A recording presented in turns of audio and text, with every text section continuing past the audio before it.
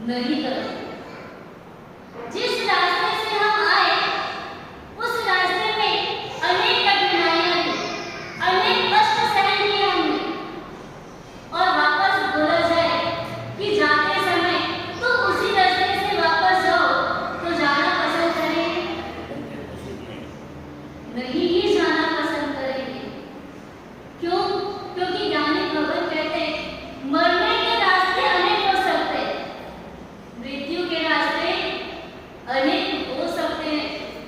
जैसे व्यक्ति एक्सीडेंट से वो ऊपर चले जाता है, कोई व्यक्ति संसार में इतना पीड़ित हो जाता है, दुखी हो जाता है, उसे लगता है मुझे अब जीना नहीं है, तो उसके लिए बहुत सारे साधन उपलब्ध हो चुके हैं।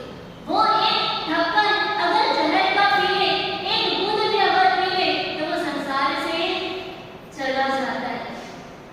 फांसी के फंदे में लटक जाता है, ट्रेन की पटरी में चला जाता है, ऊंची ऊंची खाइयों में वो, गहरी गहरी खाइयों में भी वो व्यक्ति नीचे लुढ़क जाता है। उसे लगता है अब मुझे नहीं जीना है, तो मृत्यु के रास्ते कितने हो गए? अनेक प्रकार के मृत्यु के रास्ते हैं, पर जन्म लेने के रास्ते कितने हैं? कितने रास्ते? कौन सा वो रास्ता? हाँ? कौन सा वो रास्ता जो एक ही रास्ता है जन्म लेने? माँ के गर्भ से ही व्यक्ति को जन्म लेना पड़ता है। मृत्यु के रास्ते अनेक बना लिए, पर जन्म के रास्ते कितने हैं? आप चाह करके भी जन्म का रास्ता बदल सकते हो, दूसरी जगह जन्म लेना चाहो तो ले सकते हो? नहीं ले सकते। वो माँ के गर्भ से ही जन्म होता है, और वो जन्म होता है तो माँ बच्चा जब 9 महीना उस गर्भ में रहता है तो उसकी स्थिति क्या होती है? हाँ? उसकी स्थिति क्या? जब हमारा लॉस होता है तो देख करके डर जाते हैं कि माँ साहब आप ये लॉस की दर्द को कैसे सहन करते हो? तो हमारे गुरु महाराज कहते हैं, गुरुवरेश जी कहते हैं, शास्त्रों में उल्लेख आता है कि लॉस का दर्द तो कुछ भी नहीं इसके सामने। तो अगर माँ 9 महीना बच्चे को पेट में रखती है और जब जन्म का समय होता है तो इस डोज के सामने में तो कई गुना उसका दर्द अधिक होता है। अब विचार कर सकते हो जितनी माताएं बैठी यहाँ पर, जितनों ने बच्चों को जन्म दिया है, वो दर्द के सामने डोज का दर्द तो कुछ भी नहीं है। तो ये डोज से डरने की, घबराने की जरूरत नहीं है। यदि माँ के गर्भ में 9 महीने रहे और किस स्थिति में रहे, वो काल कोठरी में न कोई हवा आने की जगह, न कोई गर्मी लगे तो कोई गर्म हवा आने की जगह, न धूप आने की जगह, और गर्भ में भी पैर ऊपर सिर नीचे, उस खून पीठ मार लैट्रिन बाथरूम के बीच में वो बच्चा 9 महीने तक रहता है। विचार करो, अगर आप सच्ची और अच्छी माता बनना चाहते हो तो क्या आप ये चाहोगे कि आपका बच्चा वापस से उसको वो गर्भ मिले? हाँ? आप चाहोगे क्या कि उस बच्चे को वापस वो 9 महीने वाला गर्भ मिले? वो जो आपको क्या लगता है मास्टर, अगर हम दुख सहन कर रहे हैं, जो पीड़ा हम सहन कर रहे हैं, वो पीड़ा कौन सहन करे? एक बार तो हमारे बच्चे को भी वो पीड़ा सहन करने दो, तब समझ में आएगा कि दर्द क्या होता है। विचार करो, अगर आप अपने बच्चों के साथ ये चाहते हो कि जो पीड़ा, जो दुख हम सहन किए, वही दुख कौन सहन करे? हमारे बच्चे सहन करे, तो आप सच्ची और अच्छी माता की कोटि पे नहीं आते। सच्ची माँ का हृदय जो होता है कोमल होता है। बच्चे के दुख में माँ दुखी हो जाती है और बच्चे के सुख में माँ सुखी हो जाती है। एक बार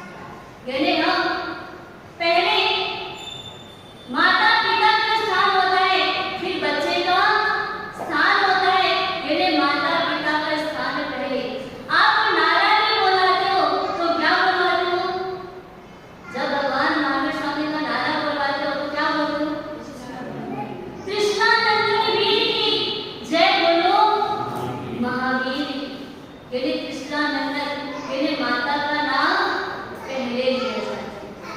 जैसे ही कृष्णानंदन का नाम आता है तो उनके जीवन की तो घटना याद आ जाती है। जब परमात्मा की दीक्षा होती है, दीक्षा होने के बाद ध्यान करते, साधना करते, उपसर्गों को सहन करते, परिश्रमों को सहन करते हुए जब परमात्मा को केवल ज्ञान होता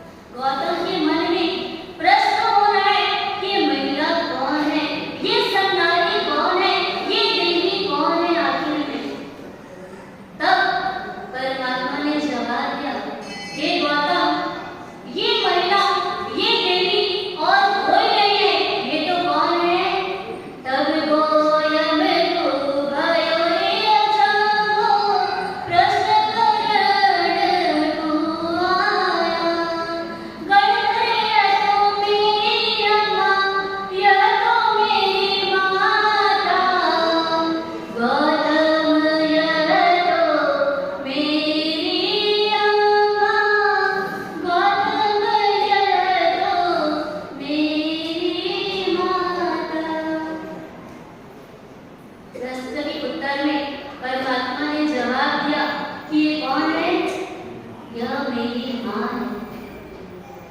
यानी ये मेरे पूर्व की माँ है। इस माता की कुक्षी में मेरा शरीर का निर्माण हुआ है। इस माता की कुक्षी में मैंने 82 दिन रहा है। मतलब 82 दिन मैं इस माता की कुक्षी में रहा। मेरे शरीर का निर्माण इस माता की कुक्षी में ही हुआ है। विचार करो, वो परमात्मा भी जब माता का उपकार बोल रहा हो तब माता की उपकार बोलने में कभी भी शर्म नहीं लगी। इस स्पर्शदा के बीच में वो माता ऐसे पागलों की तरह आई, न कोई देखा कि कौन किधर बैठा है और आकर के सामने खड़ी हो जाती है। तो भी परमात्मा ने क्या कहा? ये मेरी माँ है। अगर आपके सामने ऐसी कोई माँ आ जाए, वृद्ध अवस्था में हो, चलने फिरने की ताकत न हो, उस समय वो माँ आ जाए, वो पिताजी आ जाए, तो आपके जवाब क्या होता है? आपके मुंह से क्या निकलता है? पूछा जाए कि ये वृद्ध महिला कौन है, तो आपके मुंह से शब्द निकलते हैं, ये तो कौन है? ये तो नौकरानी है। ये वृद्ध व्यक्ति कौन है? तो आपको बोलने में शर्म आती है, ये मेरे पिताजी हैं। उनकी स्थान पर आप क्या बोलते हो? ये तो हमारा ड्राइवर है। विचार करो, जो माता पिता आपको बचपन में इतना पाला पोसा, किस तरीके से आपको रखा, खाने पिलाने में, बड़ा करने में, पढ़ाई लिखाई करने में किस तरीके से आपकी व्यवस्था जमाई, आज क्या वो दिन देखना बाकी था आपके माता पिता को? उन सभा के बीच में आपको कहने में शर्म नहीं आती? वो जी आपकी घिसती भी नहीं है, आप तुरंत कह देते हो ये तो कौन है? ये तो नौकरानी है, ये तो ड्राइवर है। विचार करो, जब आपका जन्म होगा तब माँ ने क्या करी? थाली बजाई। माँ के अंदर वो खुशी हुई कि मेरा पुत्र का जन्म हुआ है, मेरी बेटी का जन्म हुआ है, और वो थाली बजाई। और जब थाली बजाई, अब आज का दिन क्या देखना बाकी रह गया? आज कम से कम वो माता पिता को अपने मुंह से वो गाली तो न दे। जिस माता पिता ने आपका जन्मदिन पर मिठाइयां बांटी, कम से कम ऐसी स्थिति, ऐसी परिस्थिति माता पिता की न हो, ताकि वो माता पिता का भी बंटवारा आपको करना पड़े। जब माता पिता वृद्धावस्था में होते हैं, जब बच्चे 2-4 होते हैं, जब लगता है कि माता पिता की आयुष्य पूरी होने वाली है, तब क्या लगता है? माता पिता का ये आभूषण, ये मकान, ये दुकान, हमको इतना मिलना चाहिए, तुमको उतना मिलना चाहिए। ऐसे वो वस्तुओं के पीछे हम लड़ाई झगड़ा करने को तैयार हो जाते हैं। और जैसे ही माता पिता की जब बात आती है, तब हम उस समय क्या हो जाते हैं? चुप हो जाते हैं। माता पिता किसके साथ रहेंगे? किसके साथ रहेंगे माता पिता? यहाँ जितने बैठे हैं, किसके किसके साथ माता पिता है? एक बार हाथ उठाना। किनके साथ में माता पिता है? नहीं है। नहीं है तो उसकी बात अलग है। पर जिनके माता पिता यानी सास ससुर, बहुओं के लिए सास ससुर अगर उपस्थित है, यानी अभी इस अवस्था में है, तो आपके साथ में है? बस यही प्रश्न का उत्तर है। आप क्या कहते हो?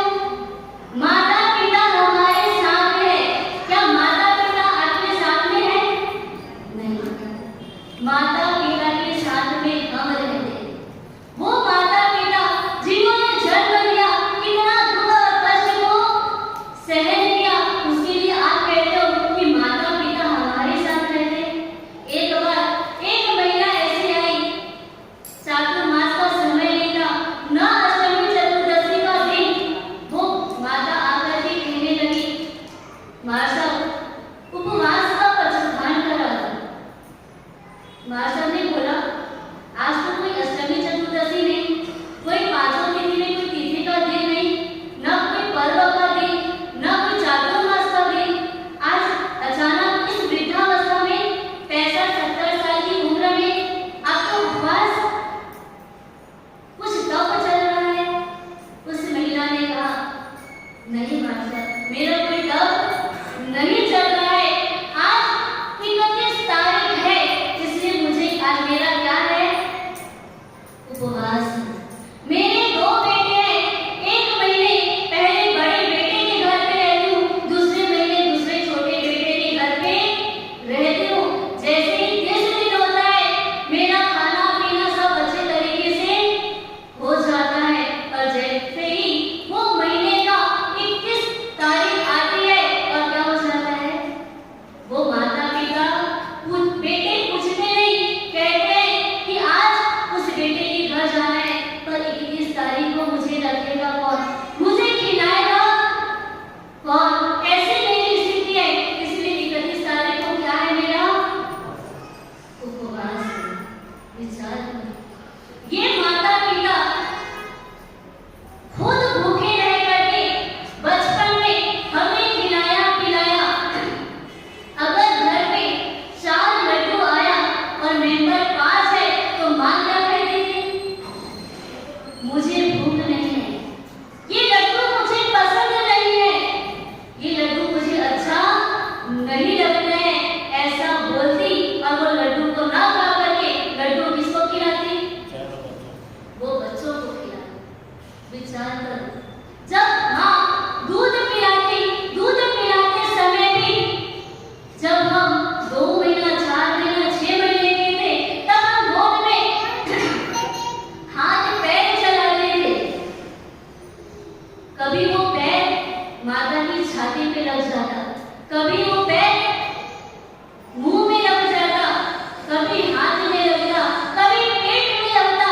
वो दर्द को क्या करती, वो सहन करती, उसके बाद में भी क्या पिलाती, यदि लात खा करके भी माँ आपको दूध पिलाई, और ऐसी स्थिति परिस्थिति आ जाती है कि हम माता पिता को खिलाने के काबिल भी नहीं रहते। जब बच्चा स्कूल जा करके आता, और जब आप भोजन तैयार करके रखते और वो लौकी की सब्जी बनती, तो क्या कहता बच्चा, मम्मी ये खाली रोज रोज वो लौकी की सब्जी बना करके रख देते हो आपको। बच्चे कहते हैं, अगर एक ही सब्जी जो पसंद की ना हो, अगर मम्मी बना के रखे तो क्या होता है, बच्चे चिड़चिड़ करने लग जाते हैं। तो माँ को लगता, ये बच्चे को अब ये सब्जी नहीं खाना है, तुरंत चौके में जाते, उसकी पसंद की सब्जी बनाते। अगर उसको भिंडी की सब्जी पसंद है, कुरकुरी सब्जी पसंद है, तो माँ क्या करती, तुरंत वो सब्जी बना करके परोसती।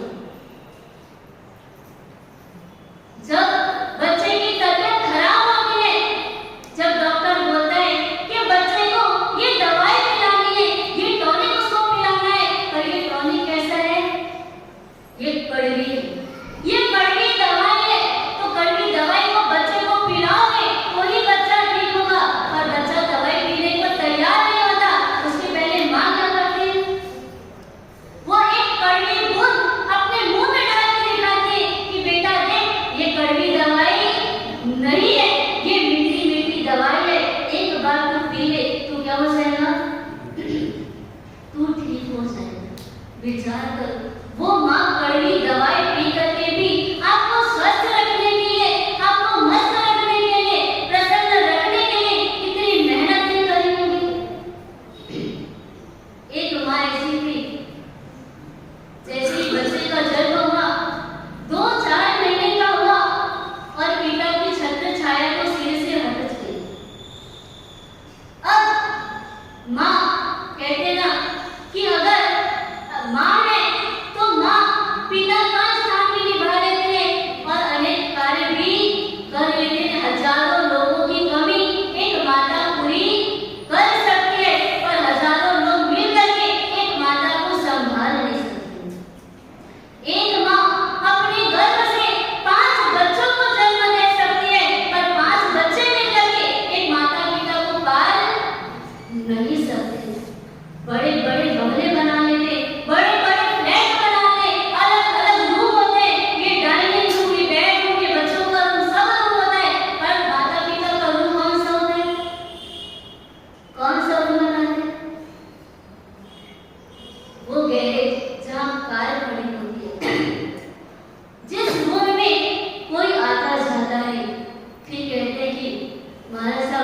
मेरी मम्मी को तो नींद नहीं आई।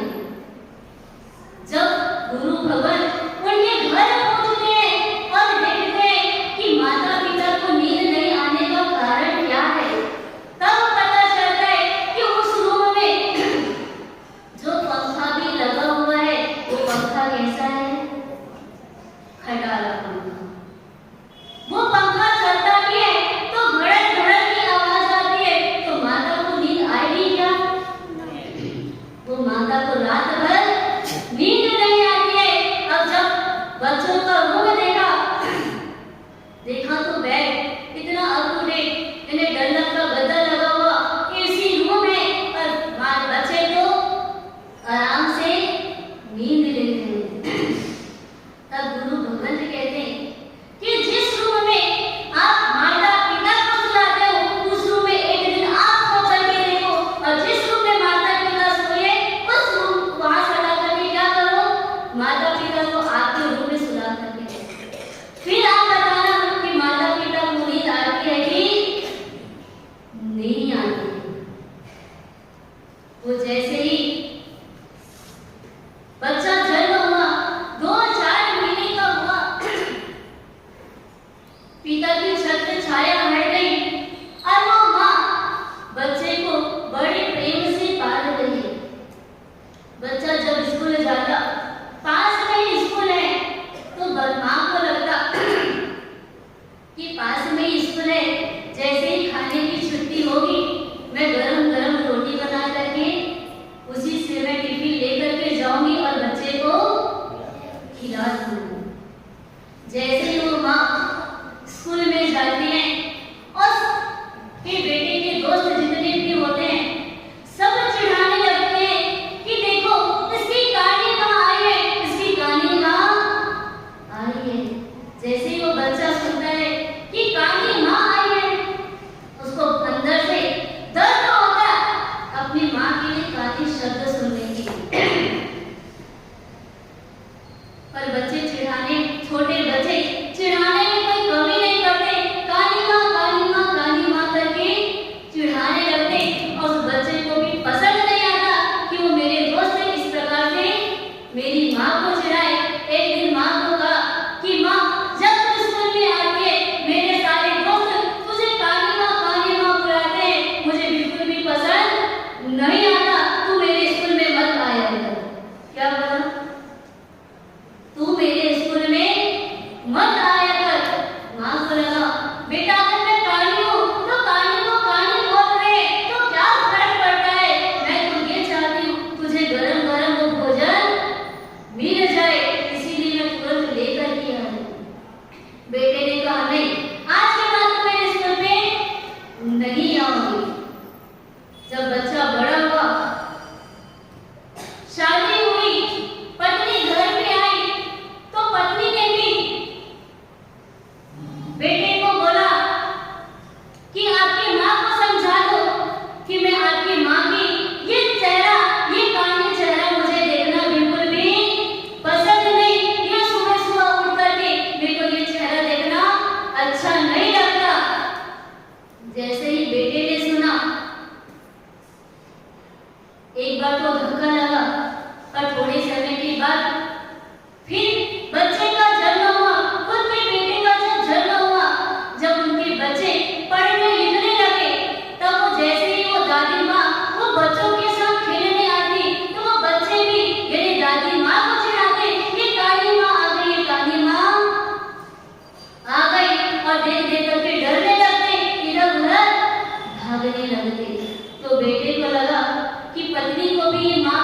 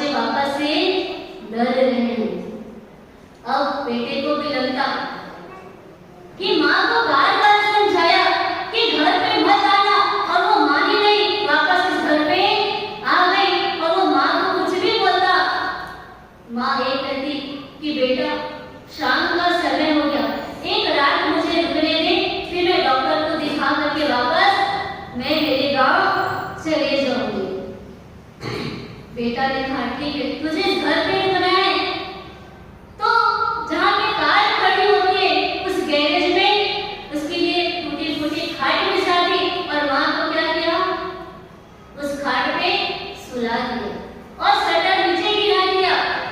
जैसे ही दूसरा दिन हुआ, 8 बज गई 9 बज गई, वो शटर की न तो आवाज हो रही है और वो न तो शटर खुला है। अब बेटा विचार करता है कि शटर नहीं खुला, क्या हो गया माँ को।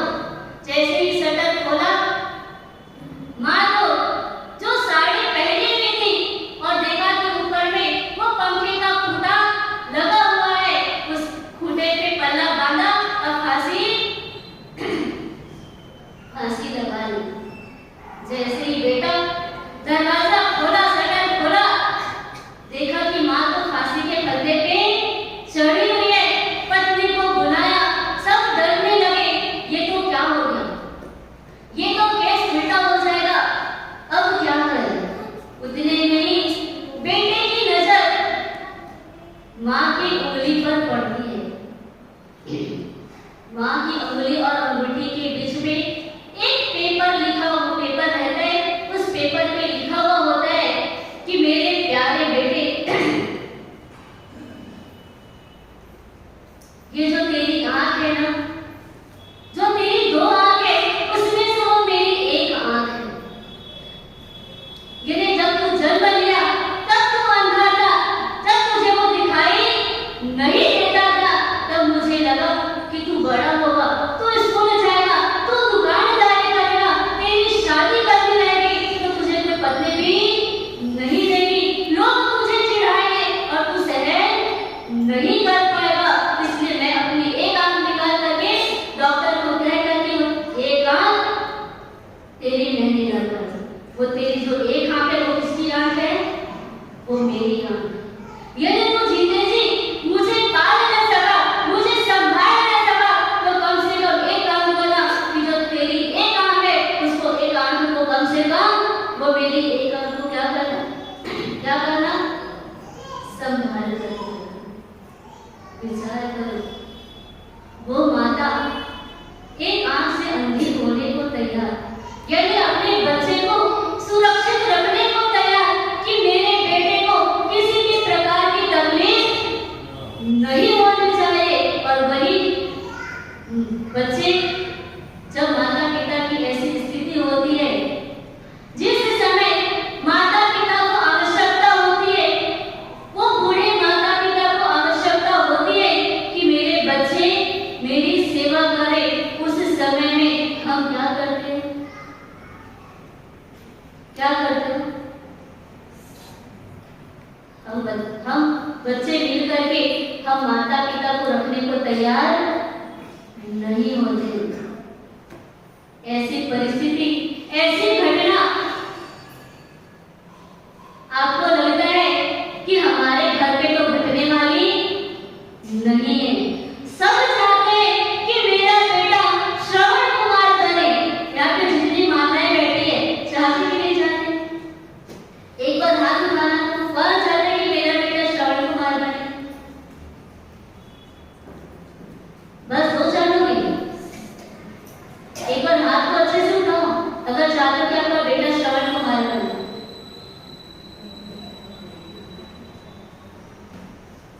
मतलब आपको नहीं चाहता? चाहते तो सब है? चाहते तो सब है। इधर आपको चाहता आपका बेटा श्रवण कुमार बने? हाँ, एक बार आपको हाथ उठा करके बताओ महिलाओं को। पिताजी लोग चाहते हैं कि हमारा बेटा क्या बने?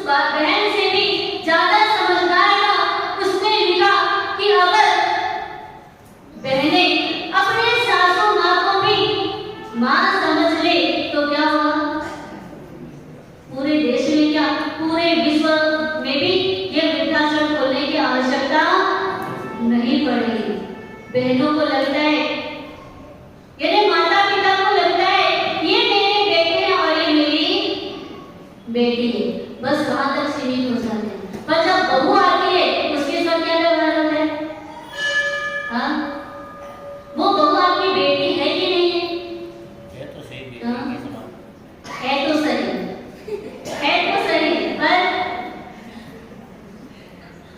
पर बेटी के जैसे रखते हैं कि नहीं रखते, इसलिए वो बेटियों के बहुओं के मन में भी वो बार-बार प्रश्न क्यों आ जाता है कि बेटियों को माता पिता को रखने की व्यवस्था मिल जाए, वो परमिशन मिल जाए। अगर वही माता पिता अपनी बहुओं को भी बेटी के समान रखे तो उनको भी वो प्यार मिले। तो कभी आपने ऐसी बहू देखी कि बहू को बोला जाए कि बेटा तुम 2 महीने के लिए, 1 महीने के लिए, 15 दिन के लिए मैके जाकर के आ जा।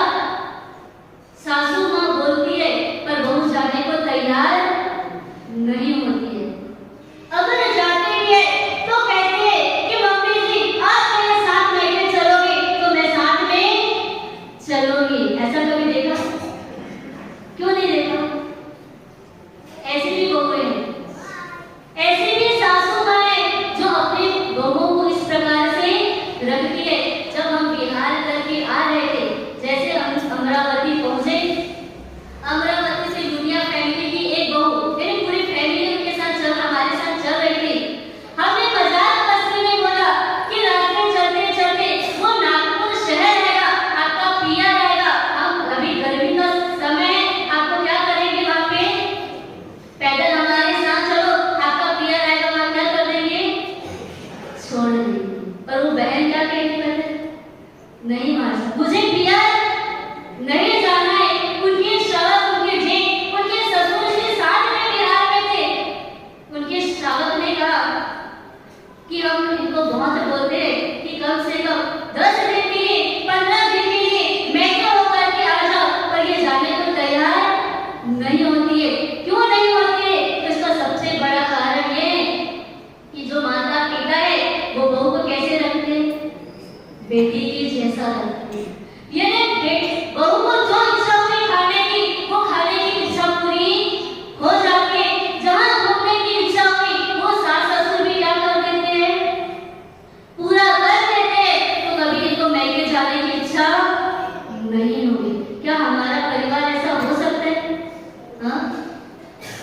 अगर सास ससुर अपने बहू को अच्छे से रखे तो बहू कभी जा करके गुरु भगवतों के सामने, पड़ोसी के सामने अपने सासू की कभी निंदा और चुगली नहीं करेगी। अगर आप अच्छे से रखोगे उसको लगेगा कि मेरे माता पिता मुझे कितने अच्छे से रखते हैं। एक बार एक पड़ोसी दूसरे पड़ोसी के घर पे जाकर के पूछती है कि अब अभी आपकी बेटी की शादी हुई है और बेटे की भी शादी हुई है, तो आपकी बेटी कैसे है और बेटी दामाद कैसे है और बेटा बहू कैसे है? वो महिला कहने लगी कि मेरे जो बेटे बहू है ना वो नमक के जैसे है और बेटी दामाद जो है वो शक्कर के जैसे है। समझ में आई बात? आपको भी ऐसे लगता है ना? बेटी दामाद किसके जैसे? शक्कर के जैसे। और बेटा बहू किसके समान है? नमक के समान। ऐसे बहुत कम है भाभी। अच्छा, कम करेंगे, कम करेंगे। कंट्री में कम है, हर जगह भी बहुत कम ही होते हैं। अगर बहू के कानों में ये शब्द सुनने को आ जाए, पड़ोसी पूछने आएंगे कि आपके बेटे बहू कैसे हैं, बेटी जवाई कैसे है, और वो सासू माँ बोले कि बेटे बहू तो नमक के जैसे है और बेटी दामाद तो शक्कर के जैसे है, उस समय विचार करो आपके कान में क्या स्थिति होगी? काटो तो खून न निकले, ऐसी स्थिति हो सकती है। वो बहू ने भी सुना, बहू को अंदर से धक्का लगा कि सुबह से शाम मैं सासू माँ की कितनी सेवा कर रही हूँ, कभी उनको किसी भी प्रकार की तकलीफ ना हो, उठने साथ उनके नहाने की व्यवस्था करना हो, अगर वो नाश्ता करे तो नाश्ता पानी की व्यवस्था करनी है, दवाई की व्यवस्था करनी है, सब प्रकार की व्यवस्था करने के बाद में सासू माँ के मुंह से ऐसा शब्द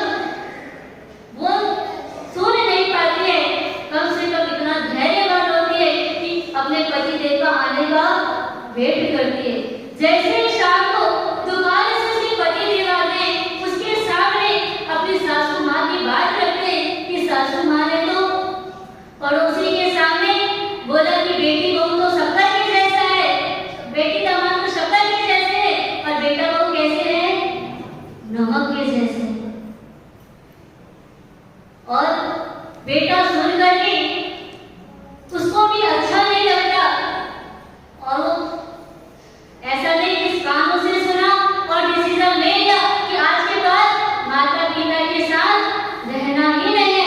जब वो इस प्रकार के शब्द बोलते हैं, नमक के लिए क्या, नमक के लिए क्या, हाँ, नमक के लिए खारा। बेटी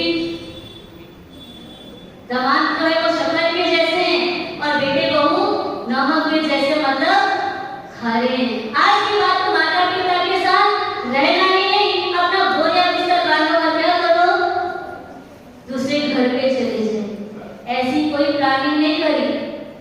वो बेटे भी समझदार थे, धीरे से जाकर के माँ के पास गया। प्रतिदिन वो दुकान से आते चरण स्पर्श करके, वो चरण स्पर्श करके माँ को पूछा कि माँ ऐसी ऐसी बात मेरे कानों तक सुनाई दी, क्या ये बात सही है, आपने ऐसा बोला था? माँ ने बोला हाँ मैंने ऐसे बोला है। उस समय और क्या स्थिति होगी, मैंने ऐसी लाइन बोली है।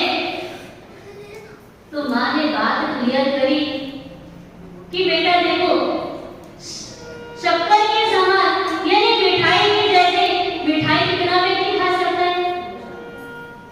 मिठाई तो कम खाते हैं, वो भी कभी कभार ही खाते हैं, डेली मिठाई भी नहीं खा सकते। पर नमक तो क्या है, डेली खाना पड़ता है। बिना नमक के कोई स्वाद नहीं आता है। तो मेरी बेटे बहू किसके समान है, नमक के समान है। यानी वो उनके बिना मेरा काम नहीं चलेगा।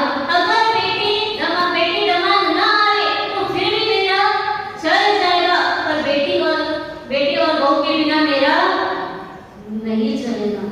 ऐसा अगर सासू माँ की तरफ से अगर वो प्रेम और प्यार मिले तो बहुएं भी क्या होगी, वो माता पिता के समान। नहीं तो जैसी लड़की का जन्म होता है ना, तो माता पिता ने लड़की को क्या कहते हैं, पहले क्या कहते हैं मतलब, बेटी का जन्म हुआ तो लगता है कि बेटी कहाँ की है, पराये घर की है, ये अपने घर की नहीं है। और जैसे बड़ी होती है, ससुराल जाती है, ससुराल में सास ससुर के मुंह से क्या सुनती है, कहाँ से आई है, पराये घर से।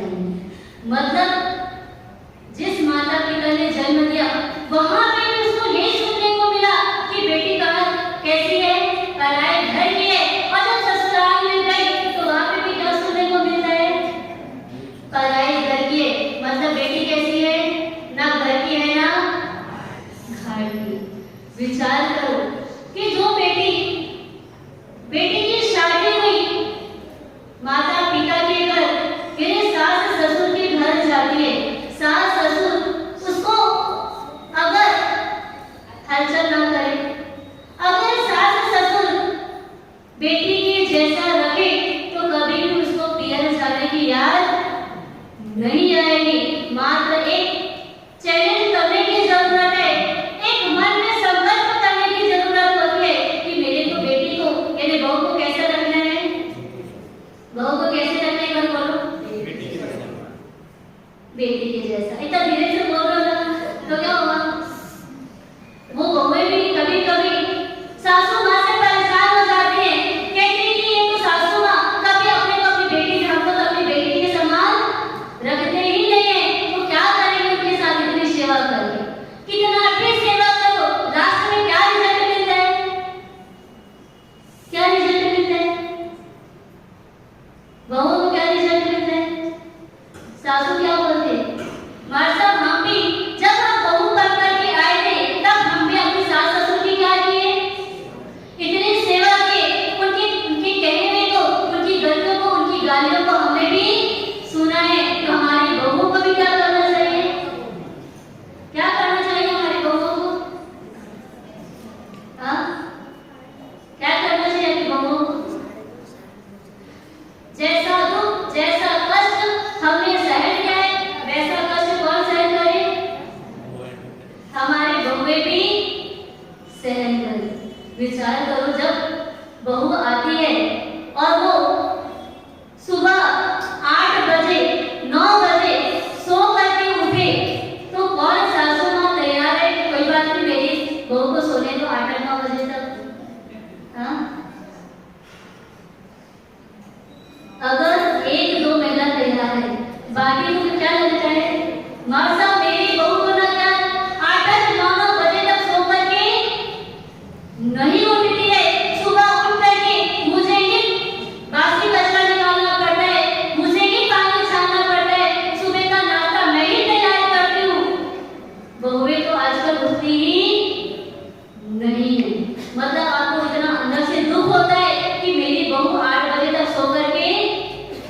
नहीं उठती है। पर आपकी बेटी अगर शादी होकर के ससुराल गई और वहां पर उसको उसकी सासू माँ 8-9 बजे तक नहीं उठाती है, उस समय आपको पूछा जाए कि आपकी बेटी जवाई कैसे है, तो आप क्या बोलते हो? कैसे आपकी बेटी जवाई? हाँ, मासा मेरी बेटी जवाई तो बहुत अच्छे हैं, उसके जो सास ससुर भी मिले ना, उसको भी बहुत अच्छे सास ससुर मिले हैं। वो तो 8-9 बजे तक सोती है, फिर भी उसके सास ससुर उसको कुछ भी नहीं कहते हैं। और आप जब बेटी ससुराल गई, उसके सास ससुर 8-9 बजे तक नहीं उठे, नहीं उठाए, और वो सास ससुर खुद सुबह की तैयारी करे, तैयारी करने के बाद आपकी बेटी को उठावे कि बेटी नाश्ता कर ले, तो क्या लगता है? उसके सास ससुर बहुत अच्छे हैं। और आपके घर पे बहू आए तो अगर वो 8-9 बजे तक सो करके उठे तो अपने को पसंद नहीं आता है। तभी बोलने में आ जाता है, जब शास्त्रों में कहा जाता है कि पिता भले पुत्र खुद कभी सपूत भी हो सकता है, कपूत भी हो सकता है, पर माता कभी भी कुमाता नहीं हो सकती है। पर जैसे ये लाइन सुनते हैं, वो बहुओं के मन में क्या हो जाता है? हलचल मच जाती है। हमारी सासू तो ऐसी नहीं है, अपने बेटे को अच्छे से रखती नहीं, हमको बहुत अच्छे से रखती नहीं है। विचार करो, माता कैसी भी परिस्थिति में रहेगी, वो हमेशा बच्चों को क्या करती है? भले खुद नीचे जमीन पर सोएगी और बच्चों को कहाँ सुलाती है? गद्दे पे सुलाती है। बच्चे को किसी भी प्रकार की तकलीफ नहीं आनी चाहिए। एक स्टोरी आपने बहुत बार सुनी होगी कि माता पिता जब वृद्धा अवस्था में आते हैं और जैसे ही मुंह से लार टपकता है, नाक से गंदगी निकलती है, तो माता बच्चों को पसंद नहीं आता है। उस स्थिति में क्या करते हैं? वो बच्चों को वृद्धाश्रम में छोड़ करके आ जाते हैं। एक पिता और माता जी को पुत्र ने वृद्धाश्रम में छोड़ करके आए, और कम से कम इतने विवेक, इतने समझदारी थी कि प्रति माह कम से कम बेटे 500 रुपए अपनी माँ को भेजते थे। प्रति माह, यानी 2 साल हुए। 2 साल में जैसे ही माता की स्थिति गड़बड़ हुई, अब लगा कि कभी भी जाने का समय आ सकता है, तो वहां के आश्रम वालों ने उसके बेटे को समाचार किया कि एक बार आकर के अपनी माँ को देख लो। माँ की बहुत इच्छा है कि एक बार मैं अपने बेटे का मुंह जाते जाते तो देख लूं। पर बेटा वो ऑफिस के काम में इतना बिजी था, उसको लगा कि 1 घंटे के बाद चले जाऊंगा। दूसरे घंटे वापस से समाचार किया, उसको और ज्यादा काम समझ में आया, उसको लगा कि शाम तक चले जाऊंगा। जैसे ही वो बेटा वो आश्रम में पहुंचता है और आश्रम के आंगन में देखता है कि एक महिला को सुलाया जा रहा है, उसके अग्नि संस्कार की तैयारी की जा रही है। जैसा ही वो बेटा दौड़े दौड़े आता है और आश्रम के मैनेजर से पूछता है कि ये कौन है, तब वो मैनेजर साहब कहते हैं कि मैंने आपको बार-बार फोन लगाया, आपकी माँ की बहुत इच्छा थी अपने बेटे से मिलने की, पर तुम आ नहीं पाए और वो माँ को संसार से चले गए। तब बेटा कहता है कि क्या मेरी माँ ने जाते जाते मेरे लिए कुछ कहा था? मैनेजर साहब कहते हाँ, उनको ये लगा था कि मेरा बेटा तो लास्ट समय कम से कम एक बार मुझे तो मिलने आएगा ही आएगा। जब लास्ट समय में उसको लगा कि अब बेटा आने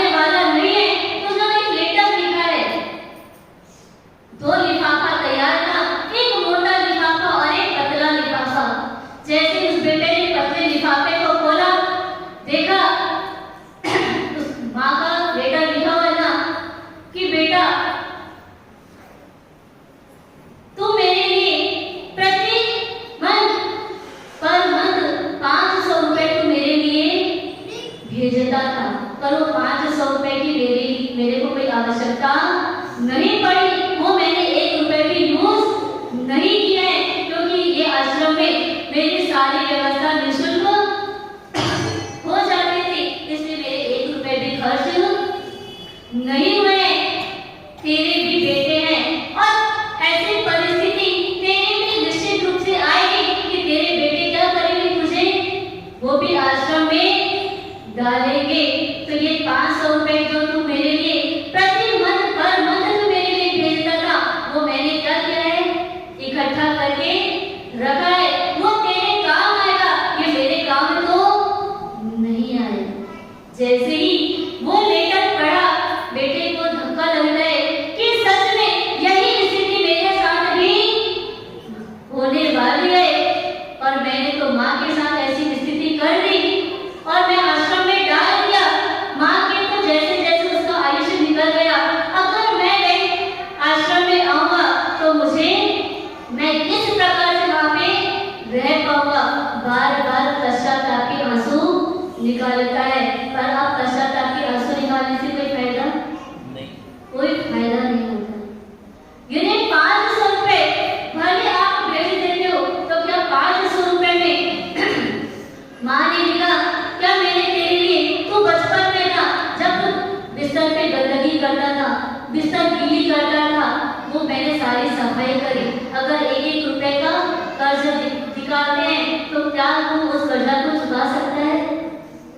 कभी कभी लगता है बच्चों को कि मेरे माता पिता ने मेरे लिए क्या किया, मेरे लिए तो कुछ भी नहीं किया, मुझे तो माता पिता ने ऐसे ही निकाल दिया। सारी व्यवस्था मैंने जमाई, पढ़ाई लिखाई मैंने की, शादी मेरे तरीके से हुई है, घर मैंने अपने तरीके से बसाया, ये माता पिता ने मेरे लिए आखिर में क्या किया?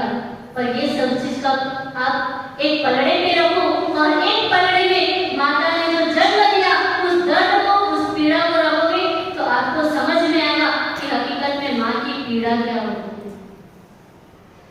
अभी लगता है कि वो दर्द अपने को समझ में नहीं आता, पर जितनी बहनें उनको पूछो कि जब बच्चे को जन्म दिए उस समय उनकी पीड़ा क्या थी, और जब बोलते हैं कि शरीर में 3.5 करोड़ रोग राज्य होते हैं, और एक रोग राज्य में 8 गरज सुई को चुभाया जाए, कितना? एक रोग राज्य में सुई को गरम गरम करके चुभाया जाए, उस समय कितनी पीड़ा होती है, उतनी ही पीड़ा, उससे कई गुना पीड़ा वो बच्चे को जन्म देने के समय पे होती है, और इससे कई गुना पीड़ा वो मृत्यु के समय पे होती है। जब बच्चा पहली सांस लेता है, जब माता पिता उसके सामने होते हैं, तो माता पिता के अंदर ये इच्छा जागृत होती है कि जब हमारी अंतिम श्वास हो, जब हम आखिरी सांस ले, तो हमारे बच्चे भी क्या हो, हमारे सामने हो। माता पिता का उपकार कहते हैं कि अगर अपने शरीर की चमड़ी के जूते भी बना करके पहना दो तो भी उसके कर्ज नहीं उतार सकते। तो विचार करो कितना ऋण अपने ऊपर है, क्या हम इस जन्म में चुका पाएंगे? मात्र एक ही रास्ता है कर्ज को चुकाने के लिए, अगर कुछ चुकाना चाहते हैं। कौन सा हो सकता है वो रास्ता? कभी कभी लगता है ना कि एक बार कर्ज से मुक्त हो जाओ तो ज्यादा अच्छा है। तो कर्ज से मुक्त होने के लिए एक ही उपाय है कि अपने माता पिता को धर्म के रास्ते पर आगे बढ़ाओ। अगर माता पिता धर्म के रास्ते पे आगे बढ़ते हैं तो वो अपन कर्ज से मुक्त होते हैं।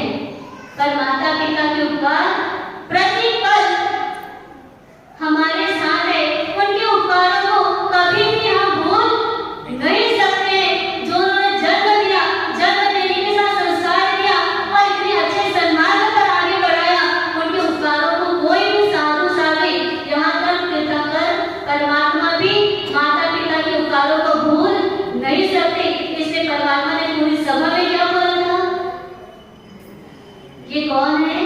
ये मेरी माता है। विचार करो, किन्हीं